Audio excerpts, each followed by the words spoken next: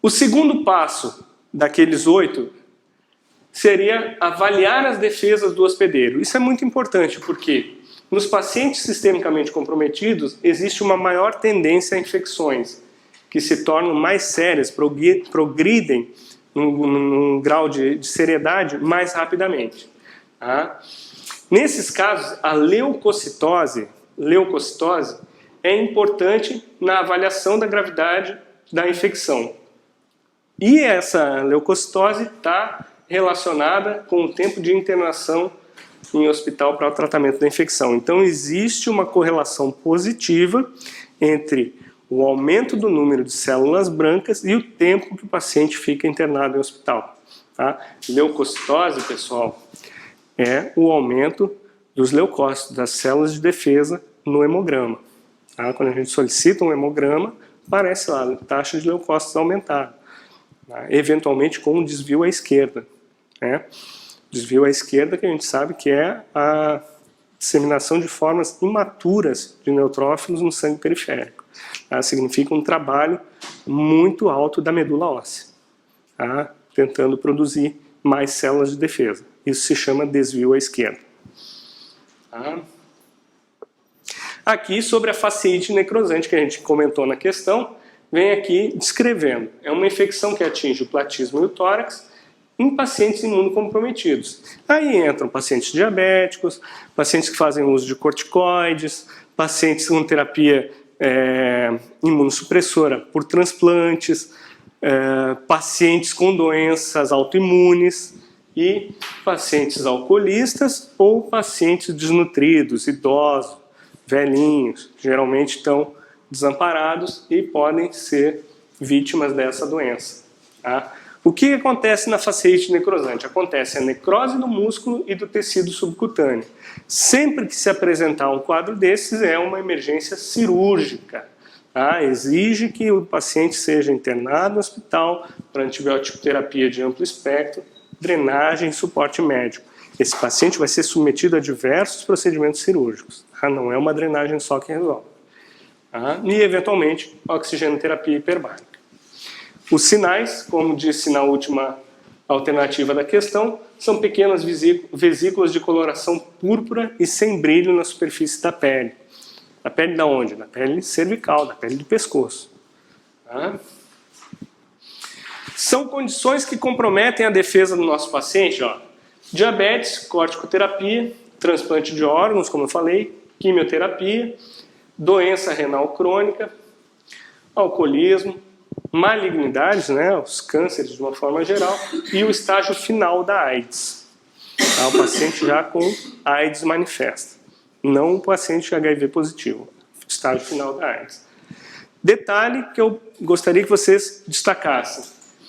Todos os pacientes que receberam quimioterapia no último ano, ou seja, no ano anterior, nos 12 meses anteriores, devem ser considerados imunocomprometidos. Tá?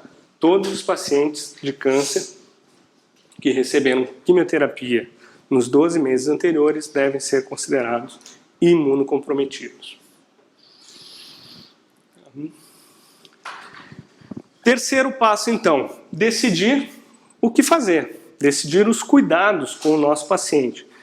Se é um paciente que a gente consegue tratar ambulatorialmente ou se é um paciente que a gente precisa de um encaminhamento para um ambiente hospitalar para ter os cuidados com a estrutura de ambiente hospitalar.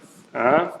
Basicamente, decidir os cuidados é sobre a necessidade de internação. Então, existem alguns dados que orientam aí. Se o paciente apresenta febre alta, aí acima de 38,3 graus Celsius, isso pode levar à desidratação, sendo necessário o quê? O estabelecimento de uma via periférica para reposição de fluidos e eletrólitos. São sinais de desidratação, sinais laboratoriais de desidratação. A creatinina normal, porém com o nitrogênio da ureia aumentado. Isso se chama de azotemia pré-renal. Azoto, nitrogênio. Então, se tiver com a creatinina normal, mas com o nitrogênio aumentado, nitrogênio da ureia aumentado, isso indica um sinal de desidratação. Tá? Outra indicação para a internação do paciente seriam as infecções dos espaços profundos, tá? Grau 2 ou mais daqueles espaços comprometidos. Tá? Espaços perimandibulares e o espaço mastigador. Se tiver mais de um envolvido, a gente já tem que indicar o nosso paciente para cuidados hospitalares. Mesma coisa com o comprometimento sistêmico. A gente vê que o paciente não está bem, já apresenta toxemia, apresenta sinais constitutivos, linfadenopatia pronunciada, é uma indicação para internação hospitalar. E, da mesma forma, necessidade de anestesia geral. Se eu vejo que o meu paciente está com um quadro infeccioso tão grave que eu não consigo adequar a anestesia local para drenagem, evacuação daquela coleção purulenta, e se indica anestesia geral, isso deve ser melhor executado em ambiente hospitalar. Tá? O quarto passo é o tratamento cirúrgico da infecção. E aqui talvez eu chame a atenção de vocês para que seja, quem sabe, o passo principal, não é? E aqui eu quero chamar mais uma vez a atenção sobre a remoção da causa da infecção odontogênica. Qual é a causa? Vamos, pessoal. Qual a causa da infecção odontogênica? Dente. Dente, ou raiz, ou resto radicular, enfim. Tá?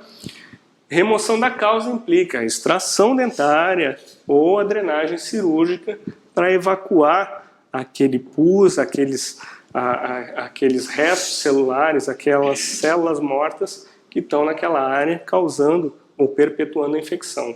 Tá? E aí pode entrar também tratamento endodôntico, exodontia, ou incisão e drenagem, ou tudo isso. Tá? Para a drenagem, geralmente a gente incisa a área mais flutuante e a anestesia, preferencialmente bloqueio de nervo numa região afastada da área do abscesso. Tá? Vou dizer uma frase que escutei na faculdade e que eu levo para a minha vida. Drenagem cirúrgica. Nenhum antibiótico remove mais pus do que a mão do dentista. Nenhum antibiótico. Então não adianta você, diante de um quadro infeccioso, tentar tratar com antibiótico, porque não vai chegar em concentração suficiente naquela área, se você não atuar. Tá? Mais uma vez, nenhum antibiótico remove mais pus do que a mão do dentista. Tá? A drenagem cirúrgica diminui a quantidade de bactérias e dos restos necróticos e reduz a tensão dos tecidos. Isso é importante. Tá? Reduz a tensão dos tecidos, o que melhora o suprimento sanguíneo local e acelera a chegada das defesas do hospedeiro à área infectada. E aí sim, você melhorando aquela congestão venosa que tem na área do abscesso ou da celulite, você leva mais antibiótico para a área. E aí talvez você consiga uma concentração adequada para ter algum efeito benéfico na sua antibiótico terapia. Tá? Se faz uma incisão pequena, geralmente com 1 centímetro de comprimento, na mucosa e submucosa ou na pele, na superfície da pele, com uma lâmina de número 11, geralmente, e de preferência. Por quê? Porque a lâmina número 11 é aquela pontuda. Quando você incisa o abscesso, ela faz uma pressão concentrada, dirigida na área do abscesso. Então você consegue um corte mais suave, sem muita dor. Tá? Uma pinça hemostática curva fechada é inserida na cavidade e aberta em várias direções. Tá? A dinâmica é essa. Insere a pinça fechada, abre, retira, insere em outra direção, abre, retira. Tá? Um dreno de borracha, geralmente um dreno de Penrose, é colocado na cavidade e sutura o fio com fio não absorvível em tecido viável. Isso é importante, por quê? Porque se você suturar o seu dreno numa borda necrótica, aquele tecido vai ser perdido e o seu dreno por via de consequência. Então, a dinâmica mnemônica é a seguinte: mucosa, dreno, mucosa, ou pele, dreno, pele. Tá? Para fixação do dreno. Pele, dreno, pele, ou mucosa, dreno, mucosa. fixa, com 1 ou 2 pontos. Tá? O dreno permanece no local até cessar a drenagem, entre 2 a 5 dias. Muito mais do que isso não é recomendável, ainda que exista drenagem. Por quê? Porque o próprio dreno de Penrose, colocado no local, serve como corpo estranho e perpetua a infecção. Então, se a partir do 5º dia você continua com drenagem via dreno de Penrose, reavalie a sua drenagem. Reavalie a sua intervenção, porque pode não ter sido suficiente. Tá? Então aqui está o esquema, o gráfico mostrando o abscesso localizado no fundo do vestíbulo, originado de um premolar inferior, a incisão com a lâmina 11 e a dinâmica da pinça hemostática. Ela entra fechada e vai sendo aberta em várias direções. Tá? E um dreno de Penrose, que é aquele dreno tubular, um dreno flexível de borracha, tem de vários tamanhos, geralmente a gente usa o tamanho número 1, inserido na cavidade e o ponto, ó, mucosa, dreno, mucosa. Tá? Esse dreno permanece aí. O ideal é reavaliar em 24, 48 horas, mobilizar esse dreno para ver se a drenagem está ativa. Tá? E tem um passo importantíssimo e imprescindível que não é mostrado em nenhum desses diagramas. Lavar. Lavar a cavidade do abscesso, a loja do abscesso, ou as lojas. Tá? Soro fisiológico estéreo, tá? E irrigação copiosa com aspiração. Tá? Lava. Lava, lava e lava. Quando achar que está bem lavado, lava mais uma vez. Lava, lava, lava.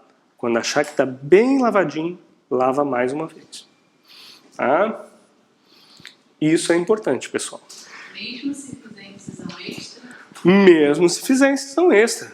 Mesmo se fizer incisão extra. Tá? A incisão extraoral ainda tem um cuidado adicional que é a antisepsia da face. Antisepsia da pele da face. Tá? Então aqui a gente tem 2 tipos de drenos diferentes. Tá? Esses não são drenos de Penrose. A gente tem o dreno de ponta a ponta, que em inglês se chama dreno true and true, que a gente pode encontrar em alguns livros mais antigos. Tá? E o dreno do tipo Jackson-Pratt. Esses drenos eles possuem a vantagem do quê? De além de eles serem vias de drenagem, eles possibilitam que você irrigue por uma ponta e aspire por outra. Tá? Tanto um quanto o outro. Tá? Você pode irrigar e aspirar a ferida. Esses drenos eles são perfurados aqui na parte interna deles. Tem orifícios que permitem que, ao mesmo tempo que o pus drene, ou o sangue, ou o exudato drene, permitem que você, com solução antisséptica, irrigue através do dreno. Tá? Irrigue e aspire. Tá? Isso é bem interessante em infecções profundas. Tem também os drenos de vácuo. Não sei se vocês já ouviram falar, drenos de vácuo, que são drenos colocados na cavidade, depois que a gente fecha a incisão, sutura a incisão, sutura-se um tubo e na extremidade desse tubo é colocado um frasco fechado com vácuo. E à medida que ele vai enchendo, ele vai sugando, vai aspirando a secreção. Então é um dreno ativo. Tá? Os drenos de vácuo são drenos ativos. Tá bom, pessoal? Mais uma vez, estressando aqui, ó, cirurgia é o método primário de tratamento das infecções odontogênicas. Depois você vai pensar em antibiótico. Antes você tem que pensar em quê? Em remover a causa da infecção. Tá? E sempre que se diagnostica um abscesso com cavidade cheia de pus, o cirurgião deve drenar esse abscesso. Tá? Questão 9, Marinha em 2007. Só lembrando, é só abscesso que deve ser drenado? Então, se você lê o material e a própria fonte bibliográfica, até livros mais antigos, como o livro do Hupp e Topazin, de 2006, já falava o seguinte: A drenagem ou a incisão e lavagem de uma infecção no estágio de celulite pode ser benéfica, por aqueles motivos que eu comentei. Tá? Você melhora a circulação local, você remove células, você remove metabólitos tóxicos que estão naquela área, perpetuando a infecção, e você consegue um aporte antibiótico melhor naquela área. Então, a infecção na fase de celulite também pode ser drenada. Tá? E a frase que os autores usam nesse capítulo é a seguinte: um cirurgião experiente reconhece que uma oportunidade de cortar é uma oportunidade de curar. Tá? Então, a celulite também pode ser incisada e drenada. Tá? Com colocação de dreno, tudo, lavagem, tudo certinho. Tá? Não vai ter pus. O fato de você ter pus louvável, que é o termo que eles usam, o termo que se usa no jargão, pus louvável é aquele pus que aparece, que brota, né, dos tecidos em quantidade. Isso não significa que você não vai ter um resultado positivo dessa atuação. É claro que no passado as pessoas tinham muito receio de quê? De numa infecção disseminada, em disseminação, você acelerar o processo de disseminação através de uma incisão. Porque, nossa, você vai cortar vasos, você vai aumentar a taxa de disseminação dessa infecção. Isso não é verdade. Tá? Fazendo o quê? Uma cobertura antibiótica adequada prévia, tá? Deixando o antibiótico atingir nível sérico adequado, tá? Você pode sim incisar uma celulite, e isso está bem escrito aí no material de vocês. Tá legal? Questão 9, pessoal, localiza para mim aí. Questão 9. Marinho em 2007, essa é antiga, hein? Levando em consideração Peterson e colaboradores, assinale a opção correta sobre o tratamento cirúrgico da infecção odontogênica. Hoje eu não dei sorte, desconfigurou minha apresentação aí. Vou precisar da ajuda de vocês de novo, tá? Letra A. Ó, opção correta. Letra A. Não é necessário obter amostras de pus para cultura e teste de sensibilidade a antibióticos antes da incisão da cavidade de um abscesso. Verdadeiro ou falso? Não é necessário obter amostras de pus para cultura e teste de sensibilidade a antibióticos antes da incisão da cavidade de um abscesso. Isso é polêmico, isso é controverso, tanto é que nunca mais perguntaram. Tá? Mas geralmente se entende que para infecções corriqueiras, infecções brandas, triviais, não é necessário. Tá? Mas naquelas infecções que garantem a internação do seu paciente, esse é um passo inicial obrigatório. Tá? Você coletar pus para enviar para o laboratório para uma cultura e TSA, teste de sensibilidade a antibióticos. Tá? Então, nas infecções banais, infecções brandas, isso não é obrigatório. Mas, para todos os efeitos, nessa bibliografia, a gente vai considerar essa opção como uma opção errada. Letra B. O objetivo fundamental do tratamento cirúrgico da infecção é aumentar a concentração de antibiótico no local do abscesso. Sim ou não? É o objetivo fundamental do tratamento cirúrgico? Qual é o objetivo fundamental do tratamento cirúrgico? Remover a causa. Remover a causa. Tá? Então não é aumentar a concentração de antibióticos. Isso vai acabar acontecendo por uma via de consequência, mas não é o fundamental. Tá? Letra C. A técnica de incisão e drenagem inclui a colocação de um dreno, geralmente de borracha, para impedir o fechamento da incisão na mucosa. Certo, né, pessoal? Letra C, correta, tá? E a letra D, a cirurgia é o método secundário de tratamento das infecções odontogênicas. Não, gente, é o método primário. Tem mais uma alternativa aí, não tem? Letra E. No caso de uma celulite grave, não se deve extrair o dente envolvido, nem incisar e drenar, bastando a administração de antibiótico. Aqui a resposta àquela nossa questão da celulite. Está errado. Na celulite você pode incisar e drenar. Tá? Mas não basta a administração de antibiótico, tá, pessoal? Então, letra C, opção correta. Tá? E aí falando sobre cultura microbiológica, né? Como é que se faz isso? se aspira entre 1 e 2 mililitros do pus, ou do fluido tecidual, com uma agulha de calibre 18G, uma agulha grossa. Tá? Esse fluido geralmente ele é espesso, ele é viscoso, então se você tentar aspirar com uma agulha mais fina, você vai ter dificuldade ou não vai conseguir. Tá?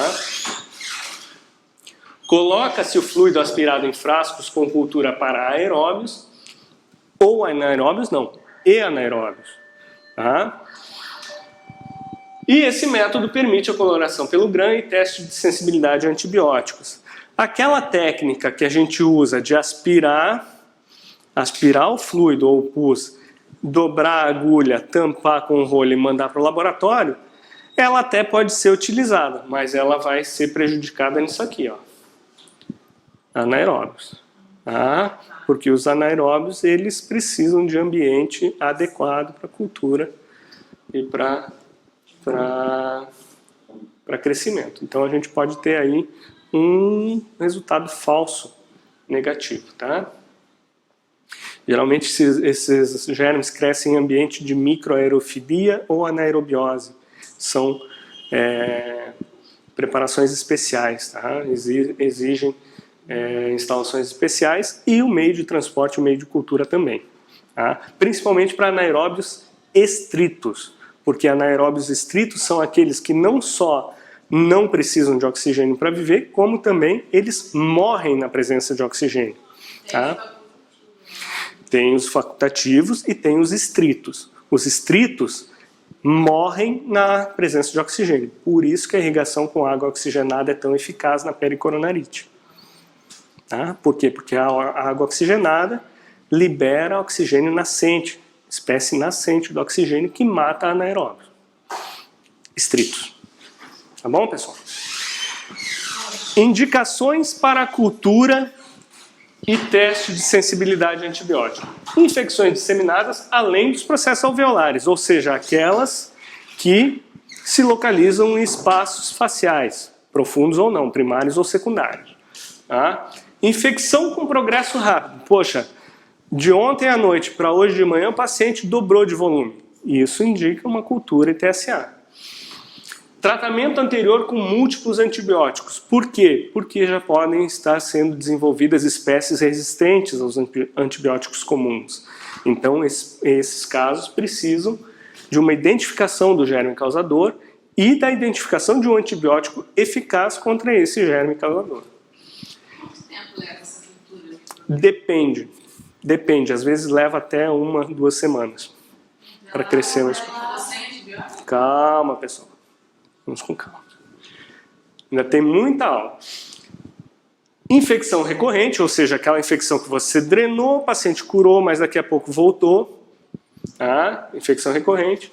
Ou o paciente ou hospedeiro com defesas comprometidas. Aquele paciente que a gente comentou, o imunossuprimido, o alcoolista, o diabético descompensado, o paciente em terapia com corticoide e assim por diante, tá, pessoal? Resumindo, a cultura e o TSA devem ser realizados quando houver infecções incomuns.